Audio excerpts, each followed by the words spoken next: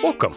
My name is Patrick Curran, and along with my constant overtime friend Greg Hancock, we make up Quantitude. We are a podcast dedicated to all things quantitative, ranging from the relevant to the completely irrelevant.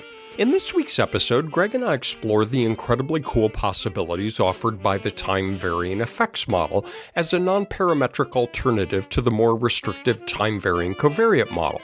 Along the way, we also discuss North Dakota, Cal Ripken Jr., pre-gaming, not trying to be funny, left lane guy, Walker Texas Ranger, smelling toast, Bob Ross, hearing sirens, muu-muus, petulant teenagers, two old men, boing boing boing, greedy bastards, hostage negotiations, going off the rails, and being made whole. We hope you enjoy this week's episode. It is nice to see you this morning because I didn't know if this morning was actually going to happen. I did not know either. We had a crazy cold front move through, and for North Carolina, this is abnormally cold. If you're in North Dakota, you're rolling your eyes because this is a July afternoon. Oh, yeah? Yeah, is that useful to you? Oh, you betcha, yeah. Yeah. But it was down in the teens last night. I was very excited. I drove up to Richmond to get my daughter and bring her back for the holiday break. Yeah. It's about 2.5 hours each way. There was a 40-mile-an-hour wind, and it was 18 degrees, and I am happy to be back. For our listeners outside the U.S., that means it was about minus 9 degrees and you were traveling about 60 kilometers per hour or something. So there, just to translate for everybody else. That was a very long day for you. But anyway, I was worried that you weren't going to get in until late last night and that you are a game day player. There's no question. I am the Cal Ripken of crappy podcasts. What does it take to play in 2,632 consecutive games without missing a single one? Cal Ripken Jr. set a record that many believe will never be broken. I am, man. The other thing that was funny is Greg and I, not as often maybe as we should, but we will pregame before an episode. We say, so what is the topic? What are we going to talk about? Is there any story left that we haven't told? Well, the only time I could do it was in the car. I got to tell you, dude, I'm going to do another old man. Drivers these days, and I'm not trying to be funny here, and it's really sad that I have to articulate when I am and when I am not trying to be funny.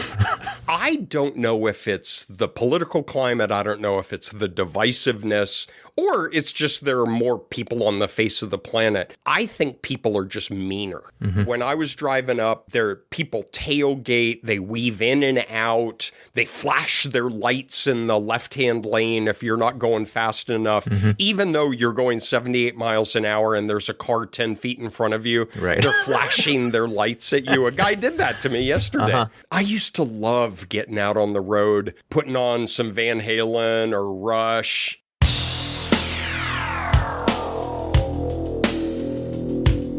Now it's just a task. I used to be left lane guy, just moving forward. And here we've got a beltway around Baltimore. We've got a white knuckle beltway around D.C. And I would get on that thing and move all the way over to the left-hand lane. I am not that guy anymore. Either am I. I have become very Zen-like, where I will post up in the right lane and I just let angry humanity flow around me like water around a rock in the stream. It's really weird because in day-to-day life, I'm pretty laid back. Prior to a couple of years ago, I would have said I'm nonplussed, but then I realized I've been misusing the word for my entire life. And so now I'm just going to go with I'm fairly laid back, but put me behind a car. And if somebody did even what I perceived as the most trivial infraction, I became, what was it, Texas Walker Ranger, Walker Texas Ranger, something like that. Is that Chuck Norris? Yeah, Chuck Norris is, I was just going to be the Avenger. In the eyes of a ranger, the unsuspecting stranger had better know the truth of wrong from right. Oh, I would go 0 to 60 in anger behind the wheel of the car. Wow. And I would never yell at people. I would never make rude gestures or anything, but I would track people down and just draft off their bumper. And I got to tell you, even driving yesterday, it's just such a relief to not have that anymore. It was just like, okay, you guys fight it out. I'll get there when I get there. This is news to me. And I've known you for like 20 years, but I never knew that guy. If you made a two-way plot where X was my age and Y was my reaction to a perceived slight, it would be very high in younger. And then somewhere along the line, the bottom just kind of dropped out. It's not 0. You can still annoy me, but I just get super passive aggressive. If somebody's tailgating me, I just start slowing down because it drives them crazy. It just, I can see them losing their mind in my rearview mirror.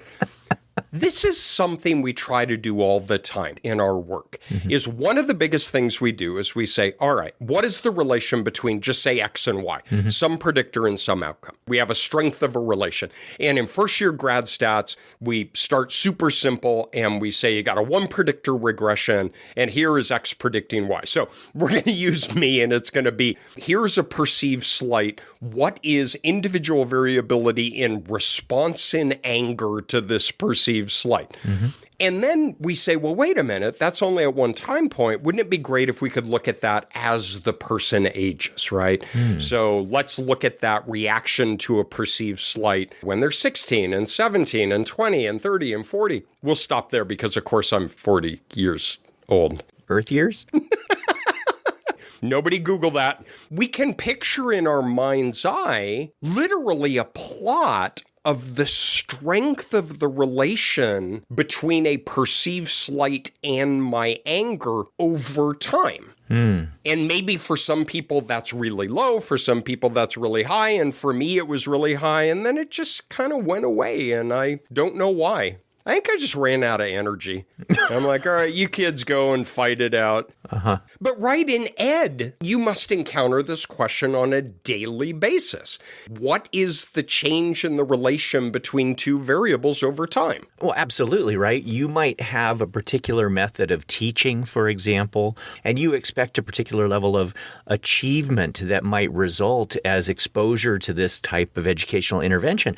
But what works for a kid who is 7 years old or 8 years old or 9 years old, the relation between this kind of treatment, this kind of intervention, and what you get as an outcome, you don't expect it to be the same, right? You expect that the actual relation itself is, dare I say, moderated by age? Exactly. We are so focused in growth modeling on the passage of time and its relation to the conditional mean of something. So we have a trajectory of reading ability across grades. We have a trajectory of alcohol use across adolescence. We really can conceptualize that as a form of parameter moderation of what is the relation between the conditional mean of the outcome and the passage of time. Where do they start? Where do they go? And so on. But what you just threw into the mix is really kind of a MNLFA-like question, right? Wait, a what? Oh, excuse me, a what? He's stroking. I smell toast.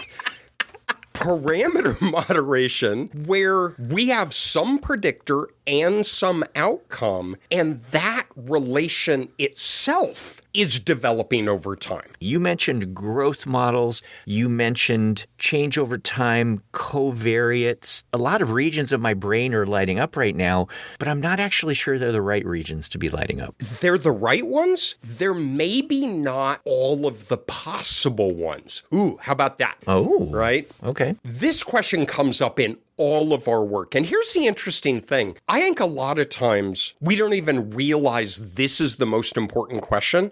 I pulled some examples from the literature. A very powerful area of research is the study between sexual minority status and suicidality in youth and young adults. And it's a tragic outcome, but that sexual minority individuals are at an elevated risk of self-harm and suicide.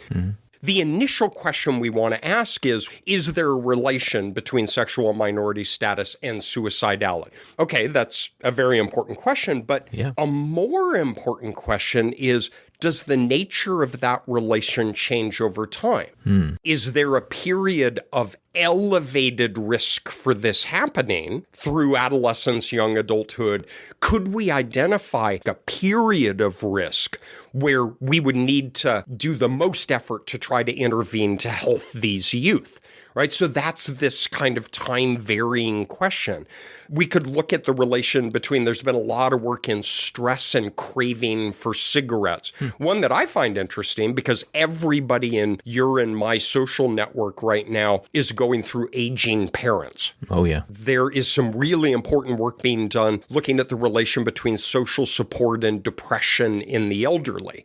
Think about that over time, not a trajectory of social support, not a trajectory of depression, but a trajectory, if I can use the word loosely, a trajectory of the strength of the relation between social support and depression. So I think the areas of your brain that are lighting up are spot on, but I think there's a dead little gray area off to the right that you haven't used yet, which is, I wonder if we could build a model of the trajectory of the relation between two variables where we could look at that in kind of a smoothed and complex way instead of the rather rigid parametric models that we tend to have as our go-to. That dead gray area, I don't know if it's ever going to come back online, but let me try to piece together stuff with the other 3 or so, maybe 2 areas that are still active in my brain. 2 is if we're going to do that. I know, that's charitable. I am visualizing something, and as we all know out there, podcast is the perfect medium for visualizations and equations. Yeah. We're doing all these extra special kinds of episodes, right? We have In the Wild, we have We Hold Forth, and next it's going to be Renaissance painting. So look at the brushstrokes. I mean, it worked for Bob Ross. Look at my happy trees. We don't make mistakes. We have happy accidents. Look. Oh, it's audio. But anyway, please, you left off with visualization. Okay, so here's what I'm visualizing, and I have to be candid. It's not something that I am accustomed to visualizing. I have a horizontal axis that is time, and I'm very much used to that. And time, as we're talking about it, could be age. It could be the amount of time since someone has quit smoking, right? There are a lot of things that we could put on a horizontal axis that correspond to time. But what you're describing on the vertical axis is actually some kind of coefficient of a relationship for now between 2 things. You had the important example of the relation between sexual minority status and suicidality. What am I putting over there on that axis? Am I putting a correlational measure? Am I putting a slope kind of measure? I'm not exactly sure what I'm putting over there, but the main thing I'm getting out of what you're saying so far is I'm not putting a variable over there. I'm putting some index of relation over there. That's right. And what we're talking about here is a regression coefficient. Okay. We have some predictor and some outcome, and that is characterized by a regression coefficient that can obtain a numerical value at each age, and we're going to plot those. Let's be super simple. Let's say we have a sample of elderly. We want to look at social support and depression. Conceptually, what is the relation between social support and depression when they're 70? And we put that on the plot. We go to the x-axis of 70, and we go up the y, and we put that's the regression coefficient. Okay. Then we do that at age 72, 74, 76, up to 90. And now we have however many of those unique values. Here's where things get really interesting. We can do that actually really well in a standard multi-level model as long as we can put some kind of polynomial to those values. A flat line, a tilted line. If we live large, put a little curvature in it. But here's the poke in the eye. What if it's not of some parametric function? What if we want to put in some kind of smoothed function where we lean back and say, oh, So it's really flat for a while, and then it kind of rapidly changes and then bottoms out, and then it goes up a little bit for a while, and then it goes back down. The polynomial function is like, dude, I hear sirens, I'm out of here. And you're left standing there. That's not a reference I'm familiar with, Patrick. I mean, hypothetically. Uh-huh. And you're standing there and you say, what do I do? How do I get a sense of what this is over time? If someone said that I think the relation between some things changes as a function of time, my inclination is often to interact it with time. That doesn't sound like what you're talking about here. Well, it could be. It could be? This is our usual kind of disclaimer. There are textbooks written about this, dissertations done about this. We're talking about time-varying effect models, or TVEM. Mm-hmm. We probably should have said that earlier in the episode, but who cares? This is a massive topic, and we're going to talk about it for 30 minutes. So we're going to skim across the top of some of these things. But very briefly, let's take a multi-level model for repeated measures data. We might call it a growth model, but we'll just call it a multi-level model. Mm-hmm. And let's do the social support depression as an example. Great. We have age as our time metric in the model. They're between 70 and 90, and we get every other year as we assess them. I'm just making this up on the fly.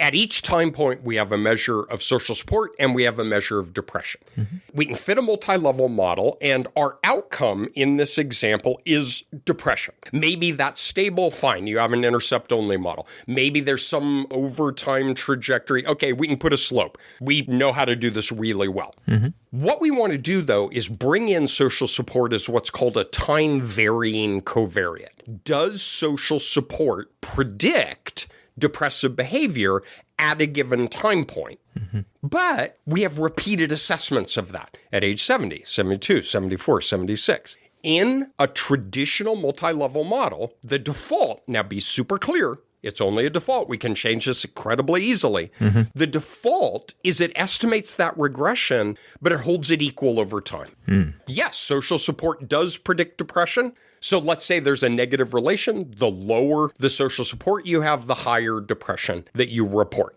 So I'm going to make up a number, negative 0.2. It's negative 0.2 at age 70, 72, 74, 76. Go back to that plot you described. Yeah. Well, it's negative 0.2 at age 70, negative 0.2 at age 72, negative. It's a horizontal line. Yeah, horizontal line that has an intercept, if it's okay to call it that, at that minus 0.2 level. Exactly. Okay. That does not change over time. It's invariant to time. For any multi-level modeler or any GLMer, for that matter, you shrug and say, well, we can interact that with time. Mm-hmm. And we flex in front of the mirror, right? Let's allow the magnitude of the relation between social support and depression to change systematically with age. Mm-hmm. All right. Now, I'm not mocking this. This is a really important question to ask. It's what we do. It's what we do. It's our day jobs. Uh-huh. But maybe we shouldn't be flexing quite so much, because now let's say, well, that relation gets progressively stronger as adults age, mm-hmm. right? Social support becomes more and more important as they age as a protective factor for depression. Mm-hmm. Interactions are bilinear, right? So what it means is we're going to go from negative 0.2 at age 70 to negative 0.21. To negative 0.22, mm-hmm. to negative 0.2. Well, we're going to take that horizontal line and we're going to tilt it. It gets progressively stronger as they age. Well, that's really cool, but it's a line. It is really cool, and it's a way of thinking about things that we already do in a different way. But in this model, we're saying that the slope that we're interested in, which in this case now is the relation between social interactions and depression for people who are considerably older than we are, just to be clear. That was wonderful. Bravo! I loved that. Oh, it was great. Well, it was pretty good. Well, it wasn't bad. Well, there were parts of it that weren't very good, though. It could have been a lot better. I didn't really like it. It was pretty terrible. It was bad. It was awful. It was terrible. Get him away! Hey, boo! Boo! You are saying that that is a very explicit function of time. It's a fixed and known function. Yes. It is rise over run. It is Mrs. Smith's middle school line. Uh-huh. There is a slope to the line that relates the passage of age to the magnitude of the relation between social support and depression. And that is simultaneously beautiful and also honestly probably horribly unrealistic. Exactly. None of us believe that things are linear, but what we hope is they are helpful approximations to more complicated relations. That's our day job. That's everything that we do. Why would we think the strength of the relation between social support and depression has this monotonic, constant increase over time? It's starting to feel incredibly liberating not to have that, to the point where you're making me question all of my life choices here statistically. What you described before of having these different ages where you get this relation, if you tell me I don't have to make that some known function of time, linear or otherwise, this thing could just go boing, boing, boing, up, down, all over the place. And maybe that shape in and of itself is extremely diagnostic. Boing, boing, boing. Sorry. We try to not be technical on here. Let's try to back off of the math stat. But the liberating thing is exactly right. It's the old Homer Simpson when he discovered muu-muus. I don't know if you remember that, but I do remember that. Now, many of our clients find pants confining, so we offer a range of alternatives. Ponchos, muu-muus, capes, academic and judicial robes. I don't want to look like a weirdo. I'll just go with a moo-moo. But that's just it. You know what it is for me is it's not the boing, boing, boing. It's the petulant teenager. Okay. So the first thing we described with the horizontal line was we made them all equal. Yeah. Then we interacted it with time and we tilted that line, but we made the magnitude change in a deterministic, systematic way. There's some slope to that line and it holds across the life of the line. Yeah. The petulant teenager is like, all right, screw you guys.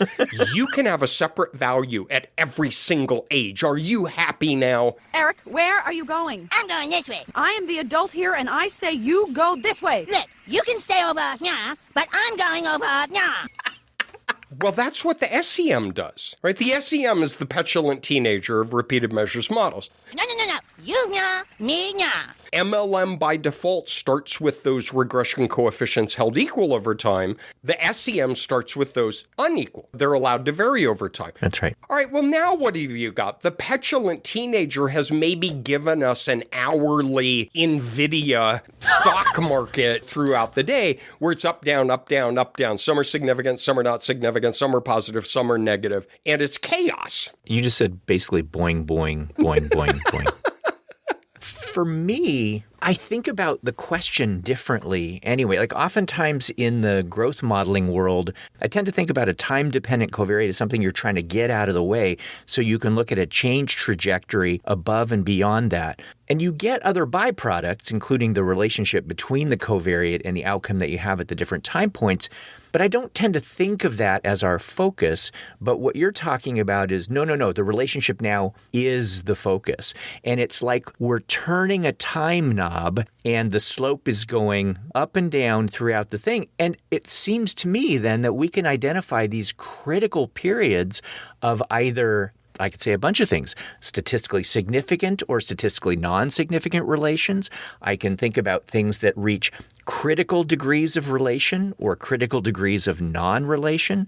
This sounds to me visually that if my model can basically go commando and do whatever it needs to do, that sounds like I can use this as a very powerful diagnostic tool to understand what the heck is going on at all of these different time points. So what you're saying is it's a boing, boing, boing model in a moo-moo. That's it. Our problem here is that we are greedy bastards. From a statistical standpoint, we are greedy bastards. And here's what it is. We have on one end the petulant teenager. You nya, me nya. Saying, all right, you want one at every time point here. How do you like that? Okay, so it's up and down and up and down and up and down. At the other extreme, we have this authoritarian, you are going to increase in the magnitude of the relation 0.1 every unit change of time, and there will be no discussion about this. From now on, you will speak only when spoken to. I want to live in the middle ground. Picture the boing, boing, boing. And so what Greg is describing is At age 70, it's negative 0.2. At age 72, it's negative 0.4. At age 74, it's 0.1. All right, these are going up and down. What if instead of trying to fit a restricted fixed polynomial to those, we thought about something more non-parametric, a smoother? What if we could say, hey, I got an idea. Let's ask the data what it could live with, right? We're like hostage negotiators, right? It's just like, all right, look, you're not going to get a helicopter. I'm going to tell you that now. You are not going to get a helicopter. Could I get you a bus? All right. So we are a hostage negotiator between the petulant teen and the rigid authoritarian. I understand this is coming off the rails. I need another metaphor, Patrick. But think about what if we could run a smoothed line through that in some principled way, but is not shackled by the restrictions of a fixed polynomial. That's what we want to do here. And that brings us to what is called the time varying effects model. And given our love of acronyms, TVEM, we know what we would like to do. We want to look at the relation between two variables over time. We would like to see if the magnitude of that relation changes over time, but we don't want to evaluate that using a pretty rigid parametric function. Mm-hmm. Wow, the intro could have been a whole lot shorter. That really is it, isn't it? Wow. On behalf of Quantitude, we apologize for the past 28 minutes. Huh. Now, what are some of the core rules of stats that we know about? Don't let the tail wag their dog. You don't get something for nothing. And you got to pay the reaper. You got to pay the reaper. There we go. So I know a guy who knows a guy who can fix this problem for you, but you're going to need to make him whole. I've been watching a lot of crime movies, so... You're like using mob language and stuff? Your family's going to be fine. You will be made whole. Now, you got my word. You need more? Wow. Well, I mean, honestly, it sounds to me like there's a lot of stuff that goes on under the hood, and maybe we can talk about it a little bit, but the main idea here, which I want to keep front and center, is that we are looking at how a relation between two variables changes over time, and we are specifically trying not to force ourselves into a particular functional form for that change. We want to have something that's moo-moo enough, commando enough, free enough to be able to adapt to different relations over time. So how do we accomplish that? Like everything, it's very hard to find one developer of this. It takes a village kind of thing. But you can track it back to the statistics literature in the early 90s, where they were starting to work with varying coefficient models in general. Not necessarily longitudinal, but there was some dissatisfaction with the rigidity of the restrictions, and they were trying to build these more complicated models for varying coefficients. And we'll do our usual show notes. If you're new to the podcast, we have a webpage and we have show notes, readings, things like that. And I'll put some things in there. But one of the first balls that was really hit into play was Hasty and Tibshirani in 93. Okay. And then work started coming from that. I got to tell you, though, there is a lovely recent book by Lanza and Linden that I really like, and I would recommend. It is very gentle but rigorous and clear introduction to time-varying models in social sciences. Mm-hmm. They treat the model with technical respect, but they also are very driven by substantive questions. They have real data. They give sample text of how you would present it to the reader. So I would highly recommend that if you're interested in learning more. That doesn't undermine any of the other resources that are out there, but that's a really, really nice starting point if you're new to this. Great. But what it is very much like a smoother approach, but they use splines. So there are things called P splines. There are things called B splines. Mm-hmm. P splines are more automated. B splines are more manual, and it involves more model selection. You set different numbers of knots in the spline B-spline, and then you identify using BIC and AIC. So these are likelihood-based, but you can't use traditional test statistics because it's a non-parametric. But what it's really trying to do is to say, look, what are the optimal knots that we need? And knots are trying to approximate a complicated curve by tying together a series of lines, right? And we had a whole episode on piecewise growth models where there would be one knot or maybe two knots. Well, here we're talking there might be 5 knots or 10 knots or 15 knots. And we don't care about the knots as much as it's just trying to smooth over this complicated function by tying together lots of little lines. And if you squint your eyes, it looks nice and smooth, but it doesn't follow some predefined parametric function. And that's it. There's some conflict inside me. One is, I have no idea how many freaking knots to choose or points to choose and all of that. And it sounds to me like in the B-spline world that I actually have to make some choices and then compare the models informationally or some other way. Because I'm feeling rather exploratory about this whole thing, what I really want to do is just say, hell, choose a bunch of knots, I don't care, and then see how many of those you actually need. So what I need is something in this exploratory sense that is going to make the decisions for me, please. I don't care how you do it, but I want the smoothing to be more automatic. I have no basis for making some of the choices that you're talking about. Yeah, and there's really good literature out there on the relation between P-spline and B-spline, and some people will start with P, move to B, some will do just B. I think that is less relevant than doing it at all. Okay. What I love about this approach, and I really, really do, all of the results from these TVEM models are graphical. And what I love, and this is why Greg and I kind of belabored it in the opening, you get an XY plot. X has age, Y has the magnitude of the regression coefficient. Often you will lay in a horizontal line at 0 where there is no effect. Think about it logically. That means that social support is not related to depression.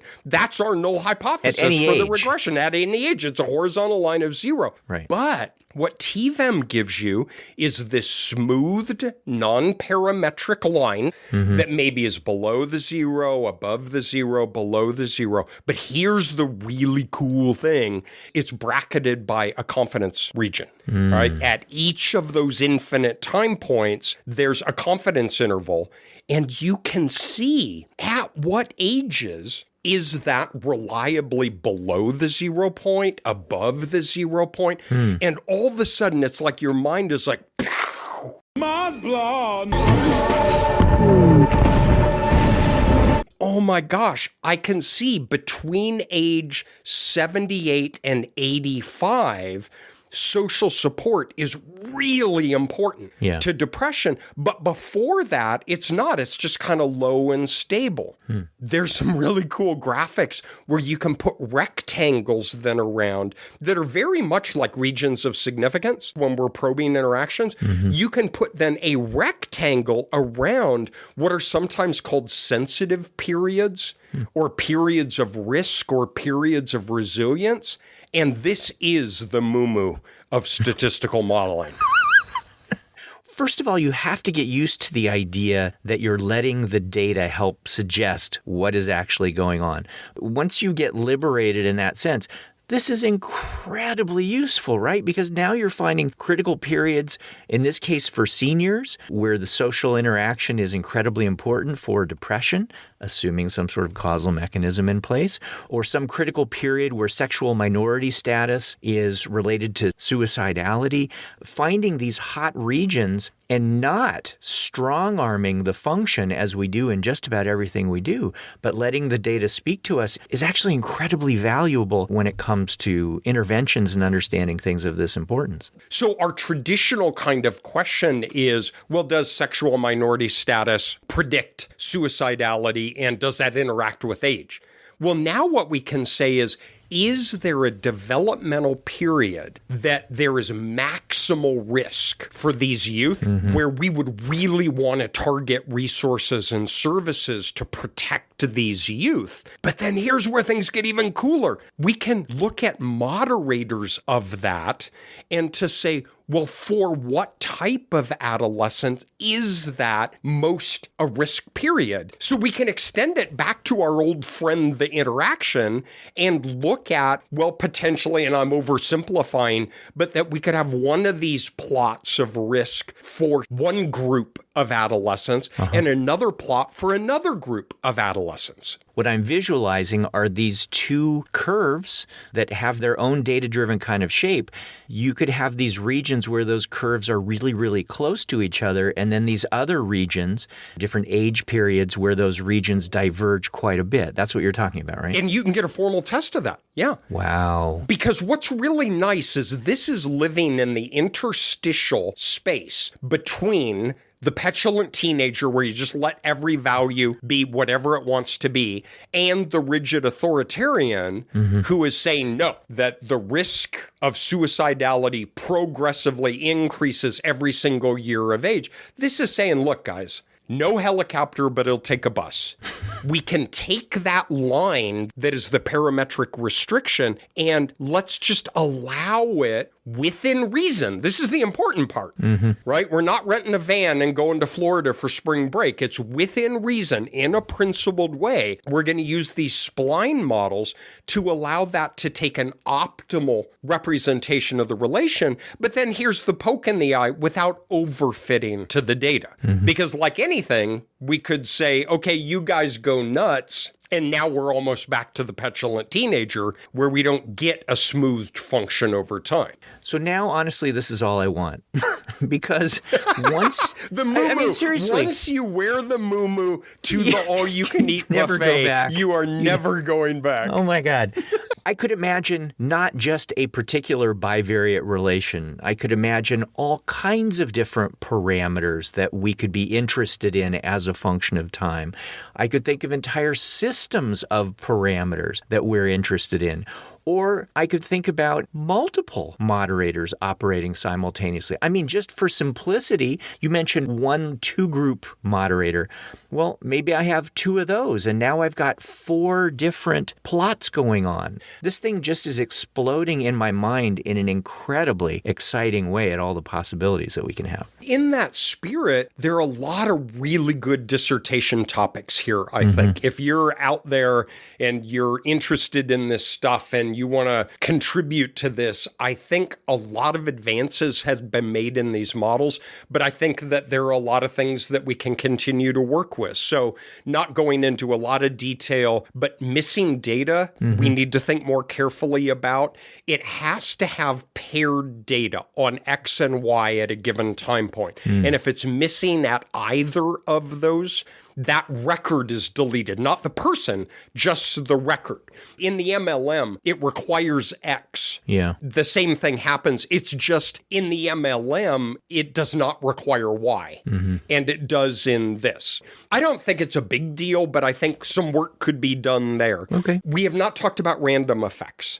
This is very much a population average-like model, similar to GEE. Sure. And in principle, you could bring in random effects, but pretty much everybody says, don't trouble your pretty little head. Easy there. Whoa. This is going to go south on you. It's very complicated in the estimation. Okay. Higher order nesting, right? If you had adolescents nested within treatment groups and you were looking across treatment groups, model selection.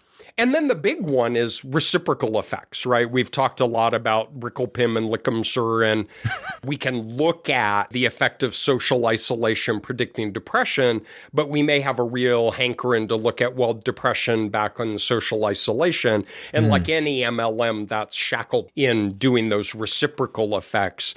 And then things like model diagnostics. Is your curve being driven by a small number of idiosyncratic relations? These these are all really interesting things that can be done. Really, I don't see them as big limitations of the model. It's just new and improved things that we could do to generalize it even further. But it really is one of those eye-opening things that when you start thinking about it, and think about that authoritarian dad who says, sure, you can have an interaction, but it has to follow a line. And by God, if it doesn't, you can't go out to the party tonight. Is to say, why do we restrict ourselves in that way? We don't have to do that. Right. Pivoting back to the you don't get something for nothing, there are reasons we use parametric functions. They're known, they're testable, we can do formal model comparisons. When they are appropriate for the data, they have greater precision, greater power. And so you just do have to realize that similar to any non-parametric procedure, we worry a little bit about lower power, right? Because we're letting the data speak to us. We worry a little about overfitting the model to the data. Maybe that we get this little knot that wants to be there because it's trying to accommodate this cluster of individuals that maybe are not representative of the whole sample. And then like everything is, we worry about replication. Sure. Anytime we're data driven, we worry a little bit about if we were to do this again on an independent sample, what's the probability we would find a similar kind of thing? My response to all of those are, tough crap. I mean, we worry about that in everything. And I feel like the advantages this approach brings outweighs the limitations as long as we're aware of the limitations. I mean, I see this as an important first step in understanding what the relations might be. And so you replicate, you do it again, and you start to build a theory based on some of these explorations and some of the consistencies that you see across the different studies. So I love this as a way to start to understand how the relations differ as a function of time. Very cool. But it's also readily accessible. There are macros in SAS. There's a package in R. These are readily available using the same formatted data you're already using for multi-level model because it uses long format data. So you can even fit a parametric multi-level model and on exactly the same data fit a TVEM model and compare and contrast those in some careful and principled way, right? You're not going dumpster diving for an interesting discussion section, but it is a hypothesis generating exploratory kind of approach. And we highly recommend you at least think about this. It's very cool. Thank you. So you know what? I'm going to practice my new Zen-like driving that I have obtained with age. I got to cut this off because I got to go to the airport and pick up Andrea. All right. So I'm going to drive I-40 in holiday traffic. In the right-hand lane? In the breakdown lane. I'm just going to start driving in the breakdown lane. Take care, everybody. Bye-bye. Thanks so much for joining us. You can subscribe to Quantitude on Apple Podcasts, Spotify, or wherever you go for things to listen to while you're driving in the fast lane or the slow lane. You can also follow us on X, Blue Sky, or Instagram, where we are at QuantitudePod. And visit our website, quantitudepod.org, where you can leave us a message, find organized playlists, show notes, syllabi, and other fun stuff. And finally, get cool Quantitude merch like t-shirts, hoodies, mugs, notebooks, and stickers from redbubble.com, where all proceeds from non-bootleg authorized Quantitude Pod merch go to donorschoose.org to help support low-income schools. Today's episode has been sponsored by other relations in academia that change over time, like the effect of being asked to review a manuscript on your sense of professional fulfillment. Early career? I got asked to be an ad hoc reviewer. They must recognize me as someone who actually knows something. I'm going to get the review done right away so I can add this to my CV. Late career? Did this paper even cite me? Or the effect of having to adopt new software in your course on your level of pedagogical commitment. Early career? This new package looks so cool. I can't wait to figure out all its features so I can share them with my students. Late career? My slides have the old software, so if you have any questions about software, go see the TA. Or Google it and figure it out yourself. Back in my day, I had to use punch cards on a mainframe. And finally, the effect of getting email from your advisor on your sense of academic connection. During graduate school, I know I'm a little late on my part of our manuscript, but my advisor obviously realizes I have a lot going on, so I appreciate the gentle, understanding tone of the email reminder. I am so lucky to have such a caring mentor and future lifelong colleague. After graduate school, Shit. He's still alive? You've been listening to Quantitude, the podcast whose effect on you only gets stronger over time. Strong positive, right? Right?